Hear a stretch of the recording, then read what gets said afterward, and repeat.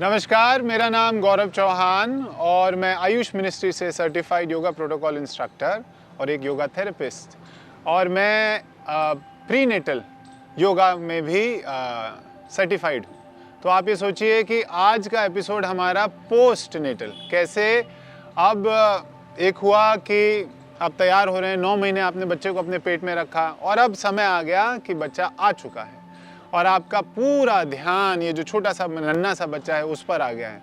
कहीं ना कहीं आप अपने आप को कॉर्नर साइड कर लेते हैं और आप बाकी सब का ध्यान रख रहे हैं।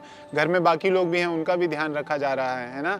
और आप, मेरा तो ये मानना है कि अपना ध्यान सबसे पहले रखें, है ना। बच्चे का ध्यान रखने वाले 4 लोग और मिल जाएंगे, पर आपका ध्यान आपको खुद ही रखना है। सो ऑन दैट नोट शुरू करते हैं आज का सत्र, जिसमें हम पोस्ट बच्चा पैदा होने के बाद, है ना, पोस्ट एंटीनेटल योगा का अभ्यास करेंगे। कुछ 4 से 5 अभ्यास होंगे, उनको कर कर देखेंगे कैसा आपको लगता है और आप आगे इसको बढ़ाएं। चलिए शुरू करते हैं आज का सत्र। शरीर के अंदर एक तरह से वॉर हुई है, अब उस वॉर जोन में हीलिंग की जरूरत है ना। तो सबसे पहला अभ्यास होगा गौमुख आसन।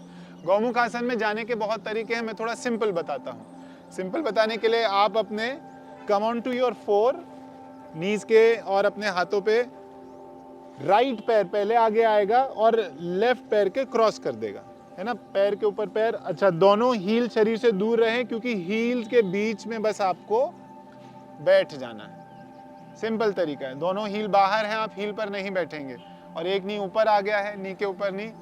इसमें अगर आप सीधे बैठे, ये भी गौमुख आसन है। इसी का लेवल अप करने के लिए आपको एक हाथ पीछे ले जाकर दूसरे हाथ से बस हाथ से हाथ पकड़ पाए तो बहुत अच्छे। चेस्ट ओपन रखा, गौमुख आसन। आराम से वापस आए, दोनों पैरों को जैसे गए थे या तो वैसे निकाल दें या सीधा आराम से निकाल दें, है ना। ये हो गया हमारा एक साइड। दूसरी साइड भी आप ऐसे ही अभ्यास करेंगे, दूसरी साइड भी, है ना। और इसी प्रकार लेफ्ट साइड भी कैसे होगा। लेफ्ट लेग पहले निकाला बाहर, क्रॉस किया, दोनों हील्स में गैप रखा ताकि आप बैठ पाए और हील्स के बीचों बीच आके आप बैठ गए। हील पर नहीं बैठना है ना।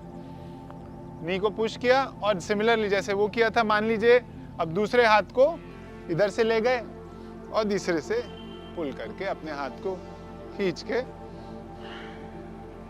Breathe in and breathe out और फिर वापस निकाल कर आराम से घुटनों को जैसे गए थे वैसे निकालें या पोजीशन वापस, लेग्स को रिलैक्स करें और शिथिल दंडासन में विश्राम करें।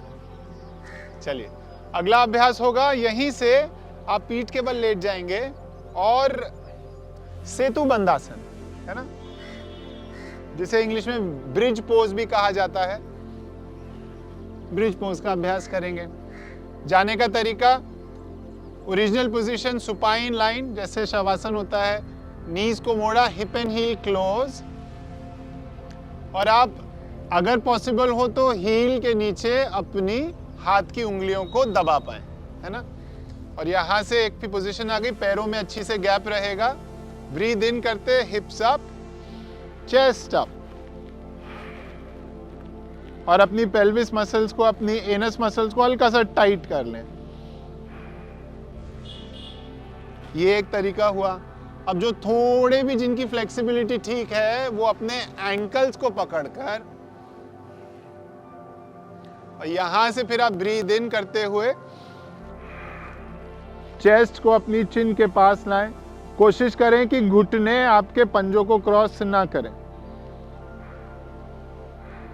सेतु बंदासन, फिर आराम से नीचे वापस आए, पैरों को, हाथों को एकदम जाने दें, शवासन की स्थिति में विश्राम करें। अगला अभ्यास Ananda Balasana, happy baby pose.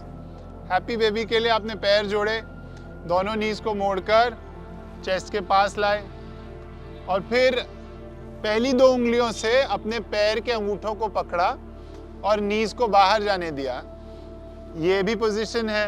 और जो इससे ज्यादा कर पाए, जो अपने नीज को अंडर आर्म्स के पास ला पाए, वो पैरों में बढ़िया गैप करके आराम से गर्दन कंधा रिलैक्स रखते हैप्पी बेबी की तरह लेफ्ट और राइट स्वे करें। अच्छा, इसमें अगर एनस मसल्स को हल्का सा टाइट कर लेंगे, अश्विनी मुद्रा लगा लेंगे तो बहुत बढ़िया लगेगा। ब्रीथ इन ब्रीथ आउट करें, इसमें बॉडी का रिलैक्स होना ज़रूरी है एंड नाम में ही इसका काम छुपा है, हैप्पी बेबी पोज। तो खुश रहें थोड़ा इसमें। और वापस आने के लिए पैरों को छोड़ा, आराम से रिलैक्स किया, शवासन की स्थिति में विश्राम। लास्ट अभ्यास पवन मुक्तासन। पवन मुक्तासन में दोनों घुटनों को बेंड किया और जितना संभव हो बिना हाथों को लगाए, जितना संभव हो पहले अपने चेस्ट के पास लाएं। और जब लगे कि हाँ हो गया है, मैक्सिमम है, उसके बाद या तो हाथों की उंगलियों को इंटरलॉक करें या एल्बो टू एल्बो, है ना।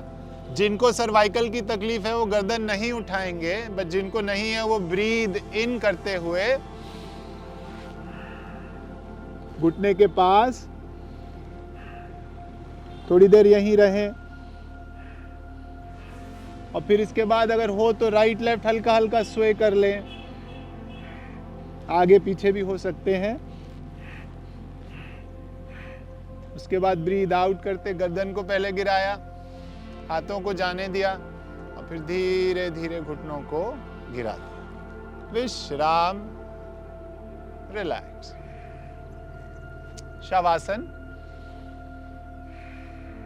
चलिए, एक प्राणायाम है जो सबके लिए अच्छा है, पर बच्चा होने के बाद, है ना, जच्चा के लिए बहुत बढ़िया है। इसको बोलते हैं उज्जयी प्राणायाम। उज्जयी में नाम में ही आप देखिए उसको, जैसे कि उज्जयी है ना, जिसकी जय की बात हो रही है।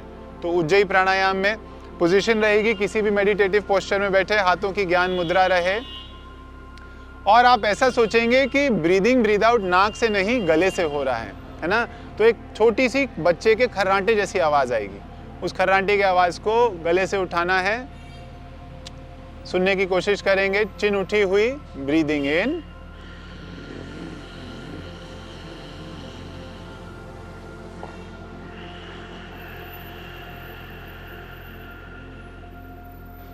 लहरों के उठने जैसी आवाज आएगी, ब्रीद इन,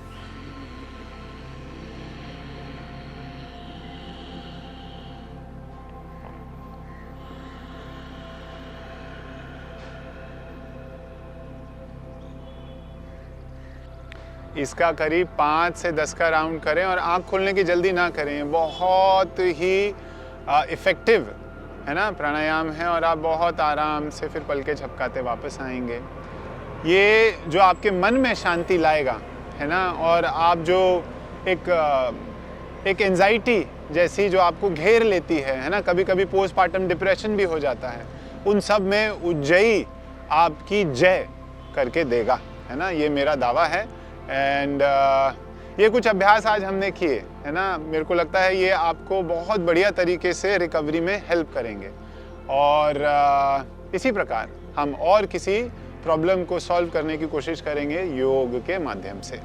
बहुत बहुत धन्यवाद ये एपिसोड देखने के लिए। आपका दिन शुभ हो। हरिओम तत्सत।